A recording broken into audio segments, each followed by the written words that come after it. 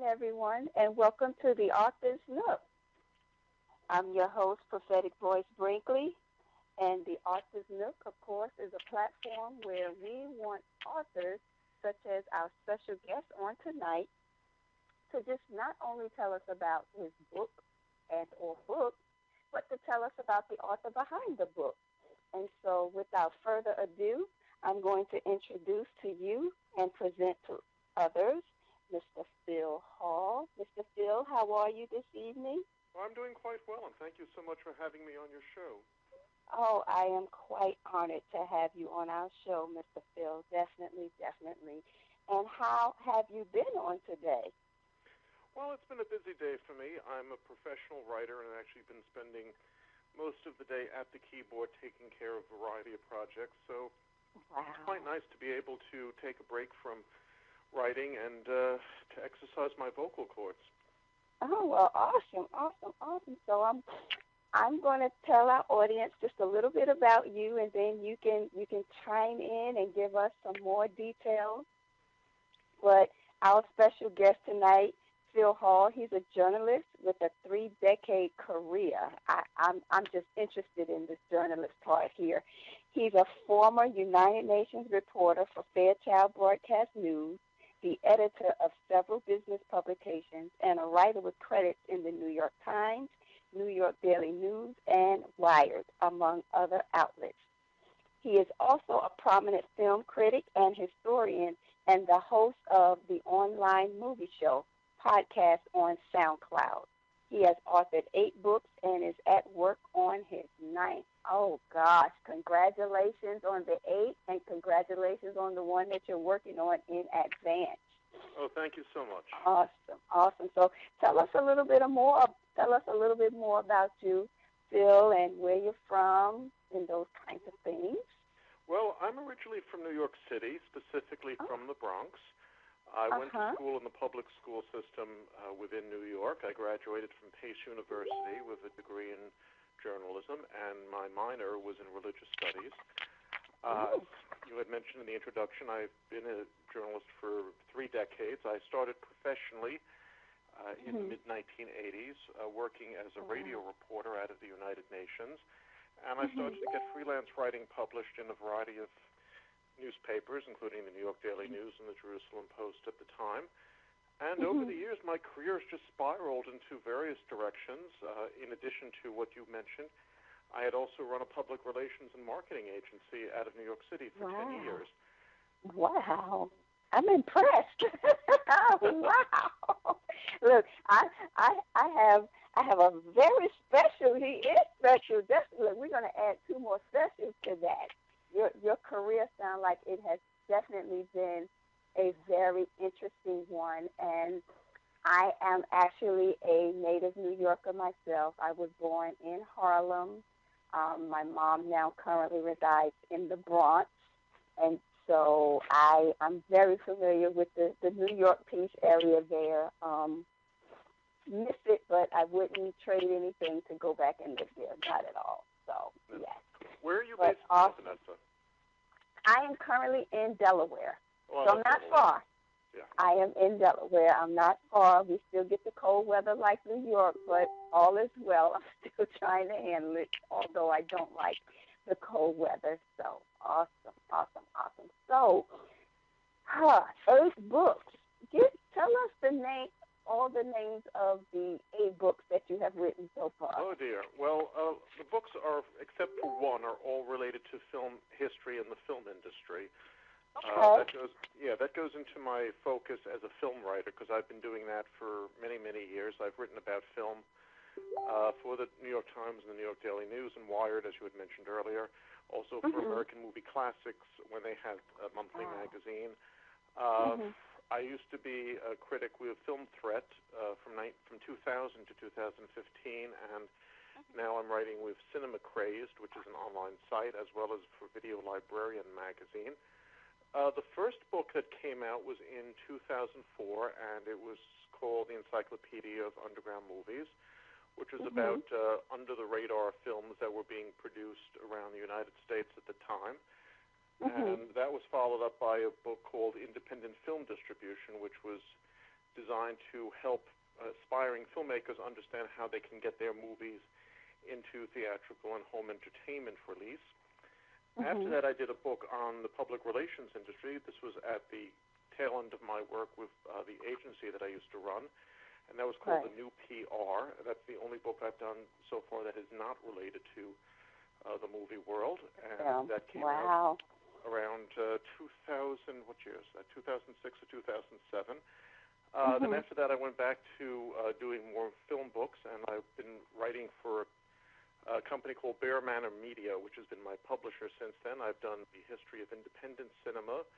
I collaborated with Rory Aronsky on a book called What If They Lived, which is a speculative book about what would have happened to some famous film stars who died prematurely had they not passed away so young and lived to a ripe old age, where their careers would have gone.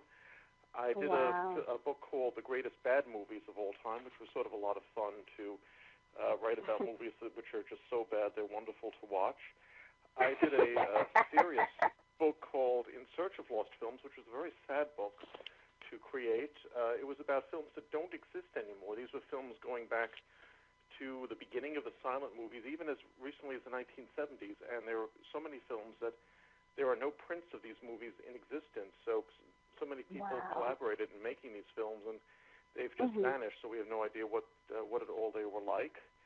My new book, which just came out in October, was called The Weirdest Movie Ever Made, and that's the story of the Patterson-Gimlin Bigfoot film. That's that shaky, grainy film that everybody knows about when they think of Bigfoot walking through the woods in California.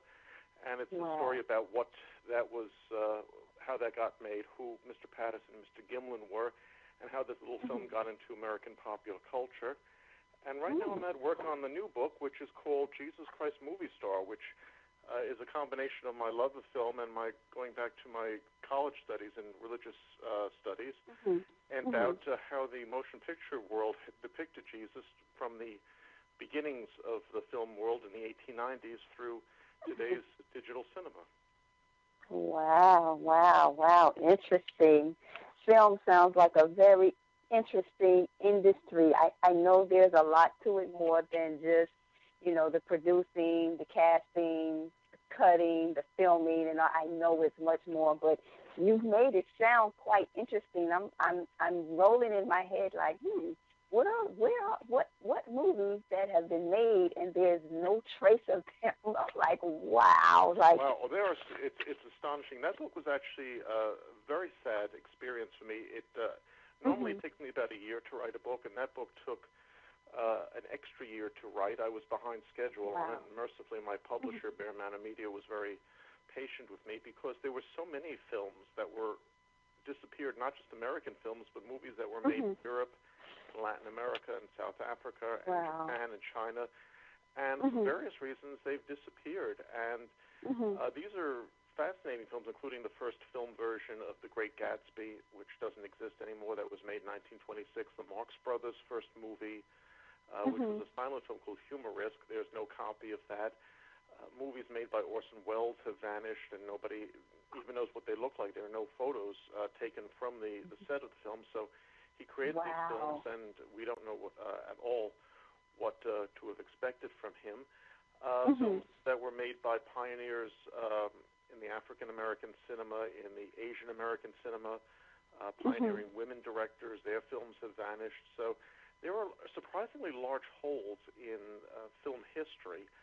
And going through that, it was, as I said, it was depressing to consider it, but there are also examples where footage had been recovered, and even films that were considered to be lost for many years turned up in very unlikely places like garbage dumps, and there was an early Mary Pickford film that was found in a barn in New England. What it was doing up there, who knows? There was the Three Stooges film that was considered lost forever until it turned up in a shed in Australia. How it got down there, nobody knows. But Wow, my husband loves the Three Stooges. Wow, that's amazing. That is amazing. So the book, The Weirdest Movie Ever Made, the Patterson-Gimlin Bigfoot film, how did you come up with the name for that book? The name is interesting. I think in many ways when you're creating a book, the title and the cover art, in my opinion, and strictly my opinion, is really half the book, because if you're going to create a book and you have a title that's sort of boring and you have a cover design that's not very interesting, people are going to pass by it, whether they're looking in a bookstore or they're just scanning for books online. So I wanted a title that would grab somebody's attention. And if I'm coming out and saying, this is the weirdest movie ever made, the initial reaction is going to be, what is he talking about? And when they see this picture of Bigfoot, that famous picture walking through the woods where Bigfoot turns around to look at the camera, this is going to snag people's attention. And so that's where it came from. Wow. So you have a creative imagination as well. I know some authors don't have that creative ability. They just have the creation part in writing and not the imaginary part for the book covers and different things. But that I can only imagine what that book cover looks like. That's wow. And well, you're can right. Find it on Amazon or any of the online book sites. I am. I'm going to go and check it out. Believe you me, I am. I love to read, so I am definitely going to go and check it out. And so you're correct, because I'm a best-selling author as well. I have 3 books that are bestsellers. Not number 1 bestsellers, but they are Amazon bestsellers nonetheless. So I truly understand when you said the name and the title are only half the book, but they're the 2 pieces. I'm sorry, the name and the cover. They're the 2 pieces of what draws individuals to your book. That is correct. So I'm definitely agreeable 100% on that. So in your book, what's your favorite part or your favorite chapter of the book, The Weirdest Movie Ever Made? It's hard to say. I mean, I enjoy explaining how this little 59 seconds worth of shaky, grainy film got into the American spotlight, because Roger Patterson and Bob Gimlin had no connections to the film or media industries. They were actually former rodeo riders who lived in Washington State. And when I started writing a book, I had said to myself, when I was a kid in the 1970s, if I would turn on the TV or open a magazine, there was always a picture of Bigfoot there. Bigfoot always was part of the world, at least my world, at that time. And I was wondering, you're right. Yeah, there had to be a time before Bigfoot got into the public consciousness. How did this happen? And so in creating the book, I did the research and found out how Patterson and Gimlin got their little film seen by so many people and started to speak about it. And I had never considered that. And actually, I had never seen this anywhere before. And as a film historian, I like to think I know everything, which, of course, I don't. And this was something, for me, was a true learning experience. And one of the things I love about writing, because I write nonfiction, I don't do fiction, I don't do poetry, is research. And I love to research and to learn things, because I'm learning for myself. And if I am excited about what I'm learning, I hope as a writer I can translate that excitement to the reader, so the reader can share the enthusiasm I have for the subject. Wow. Cool. So was it quite interesting to really know how they got it started? It was, yes. It was fascinating, because we're talking about 1968 to 1970. So it's not like you can shoot a video and put it on YouTube and the next morning you're an international sensation. This is something that took a lot of time, a lot of planning, phone calls, carrying their film all over the country, selling the film on actually a market-by-market basis. At one point, Roger Patterson was going around the U.S. showing the film in small towns on weekend special bookings, and when there were no theaters to show it, they would book high school auditoriums and VFW halls to present the film. And it was gradually by this town-by-town method that people started to pay attention to what was being said, or actually was being presented in the film, and they started speaking about Bigfoot, and that's how Bigfoot started to permeate the American pop culture. Wow. I remember it back when I was a young one running around in the 70s also, and I remember Bigfoot. Everywhere I turned around, it was something about Bigfoot. So I can relate to back in the 70s with Bigfoot. Yeah. So how long did it take you to write the weirdest This movie book ever took a year made? to write. It was A year. yeah, it took a year. You see, I'm fortunate because I'm a professional journalist skill set. So Right. researching doesn't take very long for me to do. It's just Mhm. basically sitting down at the end of the day because I do have a day job and Right. finding the time to put the book together and to fact Mhm. check it, edit it, uh, get whatever information that I need because I did a lot of Mhm. interviews for the book, and I Mhm. also hired an artist to do some artwork for the illustrations. So Mhm. it's a time-consuming method, and it requires a lot of multitasking because I'm doing this while I'm working full-time as a journalist. Wow. Wow. Wow. Wow. Good info. Definitely the weirdest book. Excuse me, Weirdest the movie weirdest ever movie made, not the weirdest ever book, but made. it is a That's what I weird was book. just saying. Well, it like I said, the name is so catchy. It is. I'm actually looking at it now online, and I'm like, wow, wow. Yeah, Hmm, and I actually interesting. came up with the design for the cover For because the book. we had an artist who was hired by the publisher who had a Mhm. specific idea of what was being done, and I have my own ideas on how it should Right. look. And I was saying to this person, no, I want black and white. I want to have a letterboxed effect. This is the Mhm. type of print I want to use. So I Mhm. tend to be very particular, perhaps a little bit annoying to maybe, but it's what I know to be correct. And Right. so far the reaction's been very good. So I think my instincts have held up. Yes, yes, yes. Your creative abilities are awesome. I'm looking at it here, black and white, everything. So yes, it is. The writing, it's actually it stands out. So you cannot just pass by it without stopping. Or if you pass by, you got to go back and say, wait a minute, what is this about? Like the weirdest movie ever made. Like really? So definitely, I'm looking at it here like, ooh, this is going to be an interesting book, definitely. So what in this book, what is the lesson or what is it that we could learn from this book, the moral of the book? Well, if there's a moral of the book is to believe in what you're doing because Mhm. Roger Patterson was really the driving force of the two men behind the film, and he believed that he saw a Sasquatch in the woods.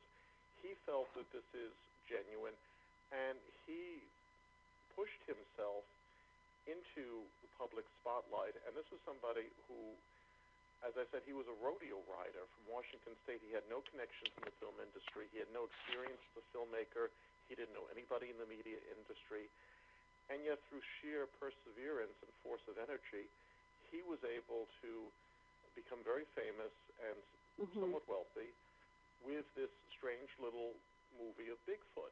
And I think if anybody listening to the show would want to get a moral from the book is that if you believe in yourself, other people are going to believe in you because the That's fact we're right. having a conversation today on radio about Bigfoot, and this was a film that was shot in 1967, well, then Mhm. obviously Roger Patterson's self-confidence has resonated through the decades, and it's something that I think a lot of people can emulate, is that if you genuinely think that you're doing the right thing and you have something to share, don't be shy about it because what good is your talent or what good are your skills and what good is your personality if you're going to be shy and not step into the spotlight? I mean, it sounds a bit conceited maybe that you should go out and promote yourself, but then, quite frankly, there really is no profit in modesty. And Right. if you're just going to hide yourself, the spotlight's going to go on other people, and they're going to be the ones who become rich and Mhm. famous. You're absolutely right. Now you know what makes me I'm sitting here and I'm like cuz it was something that you said earlier. This film was only 1 minute. Yes. Wow. 1 minute. Now, here we are sitting in theaters for hours to watch a movie, and this 1 minute film that got so much attention. That's right. Wow. That's amazing. and to piggyback off of what you said, to really believe in yourself, because nowadays filmmakers, of course, they have the hour film or the 2 hour film, or how many other hours they want for their film. But here we have someone that did a 1 minute film footage, and it has, like, let's just say, take the nation by storm. That's correct. And so this man, and I'm sure he had to do a lot of maneuvering from the negativity and the no's, and it's not possible, to where he said, you know what, I can do this. I can do this. Yes, because a lot of scientists told him this was a hoax, and they dismissed the film. They dismissed him as being ridiculous. And he just didn't take no for an answer. And he kept pushing and pushing, and was able to get this film seen. And it's almost just a completely impossible journey of his. But Roger Patterson succeeded. Unfortunately he passed away at a very young age in 1971. But his legacy lives on today. That's true. That is true, because I know there's many people that have made some other Bigfoot movies. Not sure how close they got to the real deal, but yes, his legacy definitely has definitely continued. It just amazed me when I heard you say about the 1 minute. I was just sitting here like, oh my gosh, 1 minute. And so with all of this, Phil, what books have you read that most influenced you? Oh, dear. Well, I've read so many books in the course of my life that have influenced me. From a personal level, the Bible, of course, is the most inspirational foundation for my life, and that goes back to my education as a religious studies student. As a writer, I've been impressed with the books of Rachel Carson, I should say. She wrote The Sea Around Us, which is one of the most beautiful and poetic books on marine biology imaginable. She also wrote Silent Spring, which was the book that alerted people to the dangers of the overuse of pesticides and the ecological damage they created. And Carson's books still hold up very well. The Sea Around Us was written in 1952, I believe, and Silent Spring in 1962. And they're immaculately written, and they're beautifully researched as well, which is why I really love Rachel Carson's writing, because she understood how to tell a story. And in her case, she was dealing with scientific subjects that were not immediately accessible to the layman, such as marine biology or ecological damage through insecticide poisoning. And yet she made the subject so real and so relevant that anybody without a scientific background could understand and appreciate what she was saying. Wow. Wow. You're like giving me these, you're like piquing my interest. Because even though I like reading, I like to open up, the mind for creativity, to see how other authors think. And this is, such as yourself, from the, the historian and the journalist film aspect of creativity, and now you're introducing not only me, but individuals in 167 countries to Rachel Carson, and just you sharing the sea around us. I'm picturing this magnificent big blue sea and the peace that's there, and then the Silent Spring, giving me information that I didn't have access to, that I can gain some wisdom from. I can gain knowledge and information from. So you're opening the minds to take the mind further. You're creating that path, not just for me, but I'm sure for many others, and I do appreciate that. Well, I'm glad that I'm able to share this, because one of the most wonderful things is being able to talk about good books. It's a conversation that doesn't get brought up as much today as it should, with so many people looking at their phones or new websites.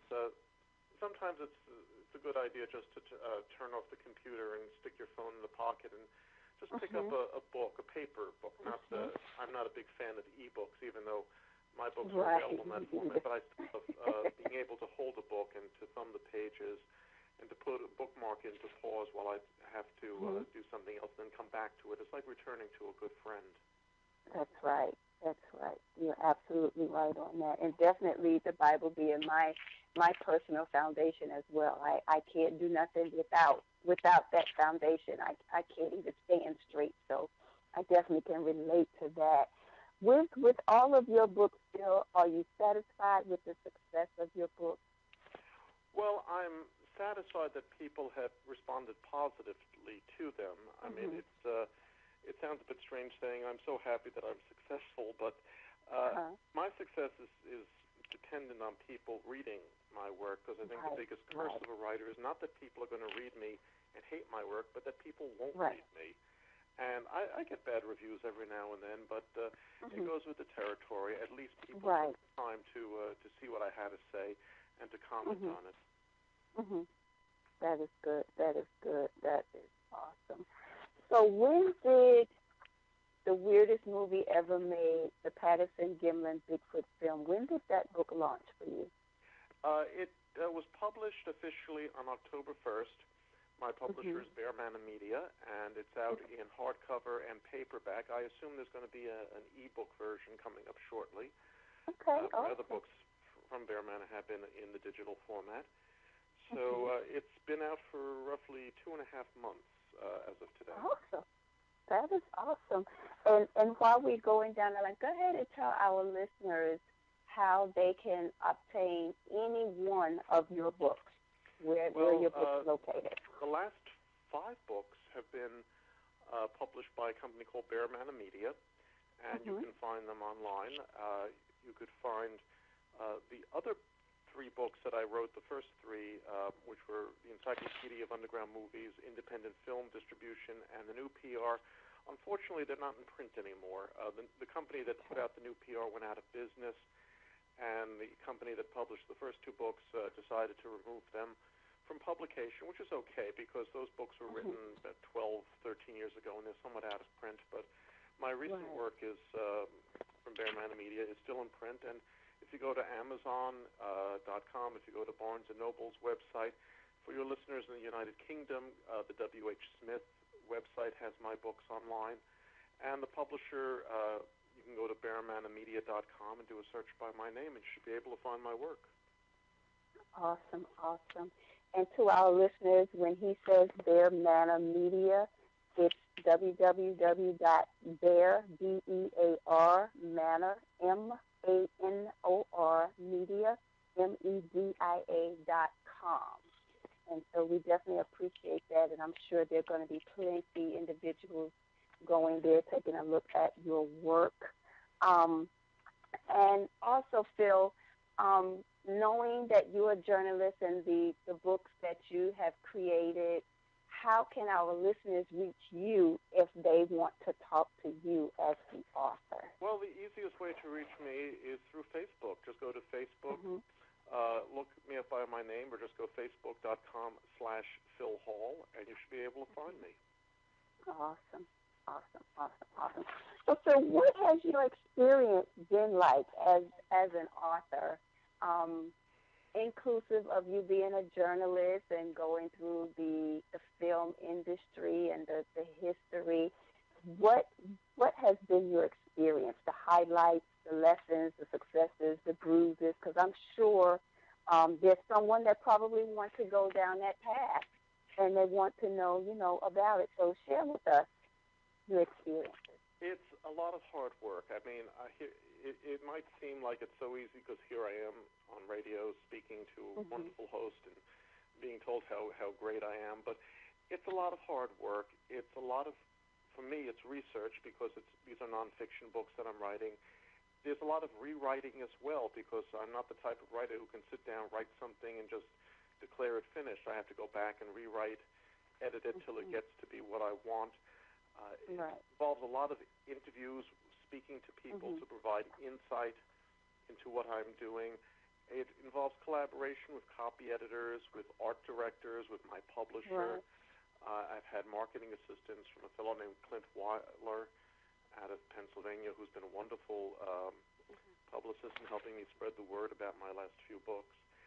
So a lot of people think, oh, a writer just does it by himself. No, it's No. the actual sitting down and writing might be the solitary pursuit, but I'm working with a lot of people, and I'm very dependent on their intelligence and their insight to make sure that my work comes out correct. Awesome. That is good. That's good. That's actually a good information there, especially just for authors in general. That's good. That's a good wisdom nugget right there. I can definitely appreciate that with everything. So the $1,000,000 question: are you working on another book? And if so, what are the details of this book? Well, as I had mentioned earlier, I only gave a sneak peek about that. Mm-hmm. It's called Jesus Christ Movie Star, and this is detailing how the motion picture industry depicted Jesus beginning in the 1890s when the film industry began this short silent movies, going all the way up to today with apparently Mel Gibson has a sequel to The Passion of the Christ coming out next year, or it's going to be coming out in 2020, so I have to keep an eye out for that one. And this is a fascinating book because, for me at least, I'm doing research into a subject that really has not been covered to a great degree by a lot of film historians, and I'm discovering films that I didn't know existed, and aspects of film history which are new to me, which is exciting because, as I said, I've been writing about the subject for so many years, and I don't want to become complacent and think I know everything because obviously I'm finding stuff that I didn't know existed, and I can't wait to share what I found with the people who read my work. Awesome. That is awesome. So I'm gonna venture off into another one of your books. Tell us about In Search of Lost Films. I know we kind of touched it and then we moved on. Tell us a little bit about that book. Well, In Search of Lost Films is a difficult book to write because you're writing about films that don't exist.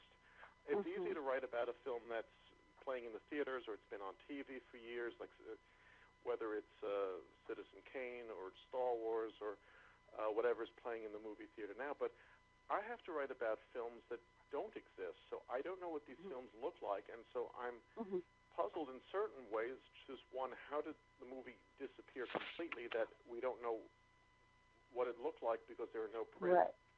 And how do I make this compelling to people? Like, why should I tell you about something you can't see? So right.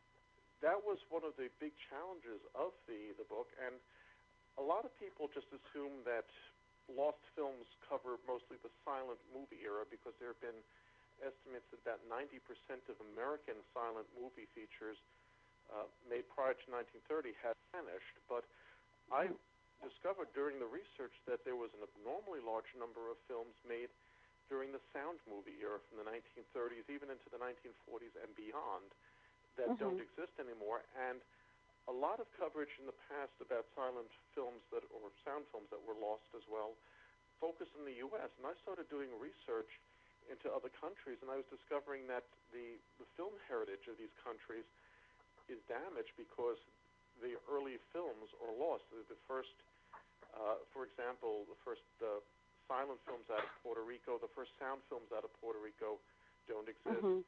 The first animated feature films, both silent and sound, were made in Argentina, of all places, and those films don't exist anymore. Nearly all of Japan's silent films don't exist anymore. The same with China and Korea. Films made by Alfred Hitchcock early in his career don't exist anymore. And it's just astonishing that the scope of how many of these films have vanished and why they vanished as well, and what are we missing from it. And in that sense, there was a lot of research going into it to make sure that I had all the facts right. One of the things that was somewhat puzzling, there was a sequence from King Kong that doesn't exist anymore, and this involves, it's called the Spider Pit sequence. And for many years, there were stories going around that this sequence was so scary that it was cut out of the film because audiences were screaming and fainting from it. And I started doing research, and I learned that this sequence was never in the finished film. It was only a test footage, only about a minute long, and it was not included in the release. So no audience would have seen it because it was never in the release print. But somehow over the years, the legend grew that somehow this missing footage was so scary that audiences were fainting. They never saw it, so it was... wow. Yeah. Rumors. Oh, there are a lot of rumors, a lot of stories in the Oh, world my about... God. Wow. That is so interesting. Well, Phil, are there any other books that you would like to share with us? Well, I've monopolized your time talking about myself so much, but if anything, I would recommend... It's all about you. Yeah. If I'm anything I'd recommend to people, go to, if there's a local bookstore in your area, whether it's a big chain like Barnes & Noble or a small, funky, independently owned store, go in there, spend some time in there, look through it, because one of the things that bothers me is that a lot of people aren't reading books anymore. They're not keeping up with what's out there. They're not revisiting the classic books as well. I'm reminded of a very famous quote from Gore Vidal when he was asked, where are today's great writers? And Gore Vidal looked and said, where are today's great readers? So to the listeners of the show, I want you to be one of today's great readers. Go out there. It doesn't matter what book you're buying. It could be my book, which of course is nice, but it could be anything from any classic works of European or American or Asian literature. It could be contemporary books from any part of the world, because there's so much fascinating writing that's coming out of Latin America and Africa and Australia. But read, definitely. And that's why a show like this is so invaluable, because it's encouraging people to read, and it's allowing writers to speak about their craft and the love of what they're doing, and hopefully that our love can be translated over to the listeners and passed on. Awesome. You definitely took it to the last question I was going to ask you. If you had anything to say to our listening audience, what would that wisdom nugget be? And I like what you said, be one of today's great readers. I love it. Definitely something. Yeah. Say that again. Keep the tradition alive. Go out and read a book. And when you're done, read another one. Exactly. Technology has handicapped us from that, reading the actual book that actually stirs creativity within us. They really do. They inspire, they engage, and they stir up creativity within our minds, and that's something that needs to be started all over again. So we definitely feel it has been a pleasure having you on the Author's Nook on tonight. I hope we didn't take up too much of your time, but we definitely wanted to give you the opportunity to share not just about your book, but about you, the author behind the book, how you became that author. We thank you here at the Author's Nook for your time. Is there anything else that you would like to say to our listening audience as we close out for tonight? Definitely. I would say to the audience, come back for the next edition of the Author's Nook and the edition after that and after that, because this is a great show, and you need to be updated on who today's new writers are and what the new books are that are in release. Awesome. I appreciate that. Thank you so much. So, everyone, again, you've been listening to the Author's Nook with your host, Prophetic Voice Brinkley, and my special guest, Phil Hall. Until we meet again on next week, have an amazing week. God bless. Have a great